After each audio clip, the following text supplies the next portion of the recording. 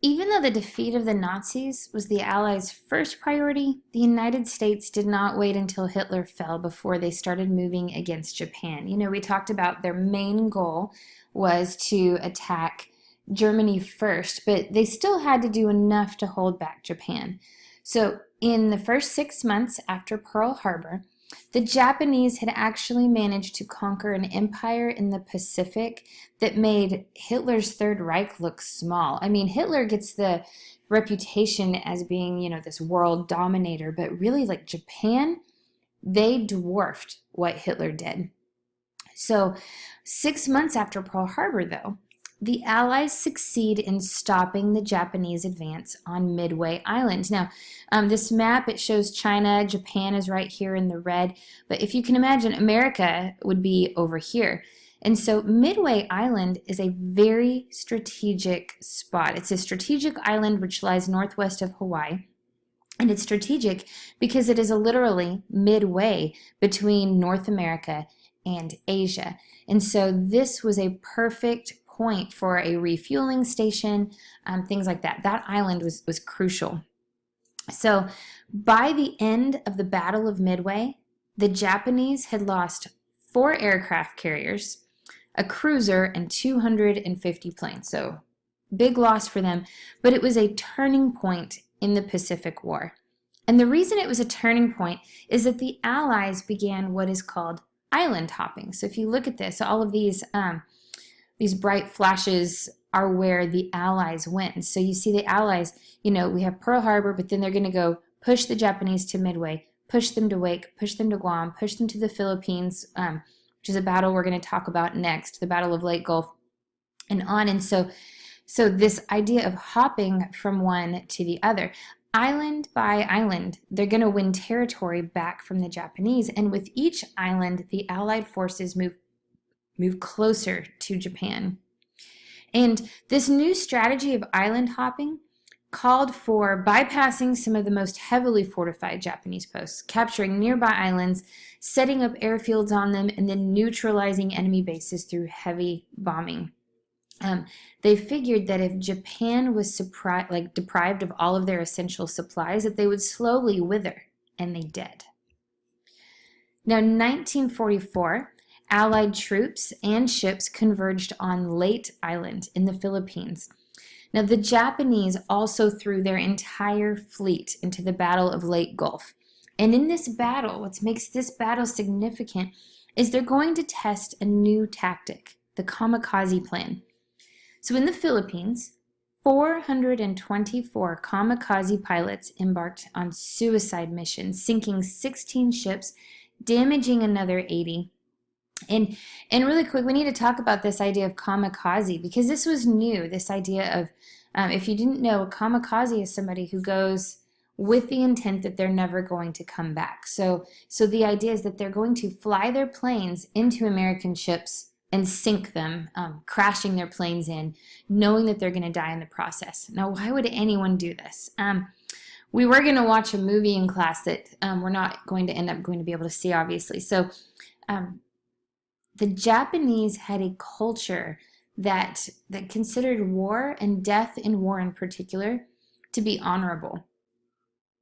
This was unique to Japanese culture in that time, and it was huge. Like, the kamikaze pilots sunk 16 ships and they damaged another 80.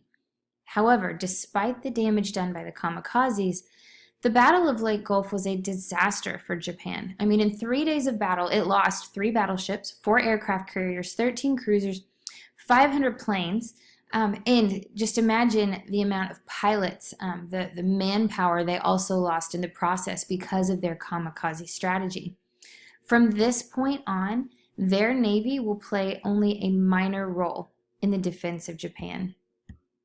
So we've talked about Midway right here. We've talked about the Philippines, the Battle of Leyte Gulf.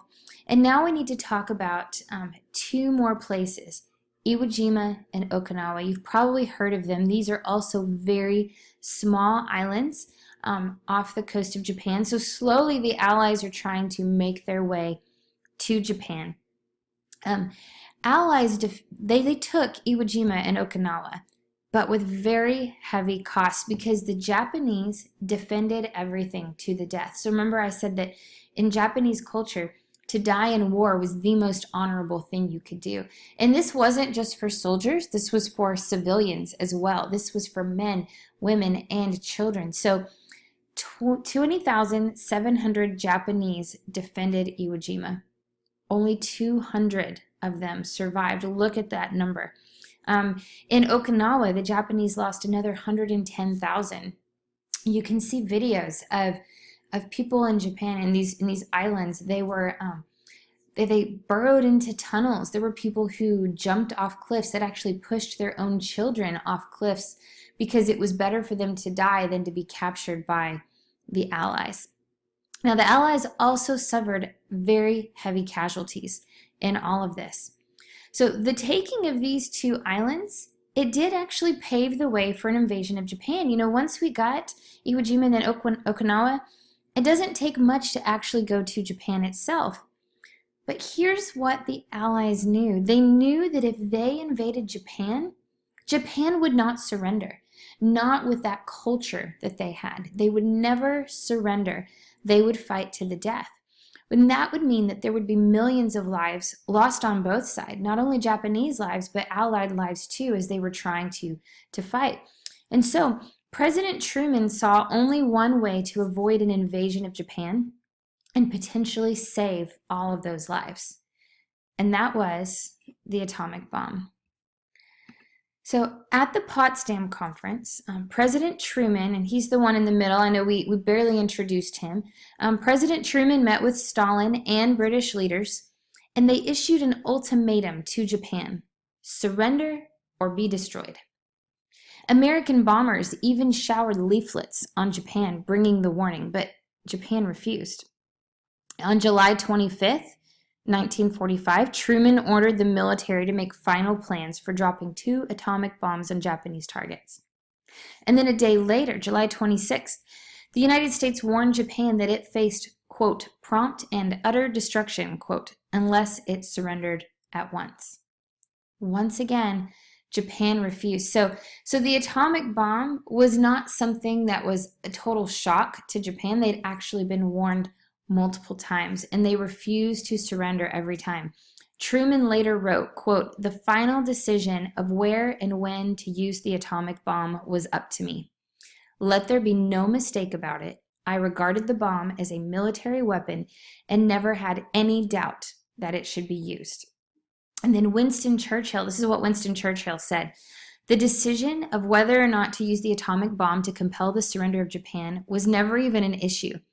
There was unanimous, automatic, unquestioned agreement around our table, nor did I ever hear the slightest suggestion that we should do otherwise. Okay, so if you remember, the last warning was July 26th. Well, on August 6th, so they waited a while, but on August 6th, a bomber named Enola Gay, it was named for the pilot's mom, that bomber released an atomic bomb over Hiroshima, an important Japanese military center. So this was a military center. Almost every building in the city collapsed into dust from the force of the blast. And even still, Japan's leaders would not surrender.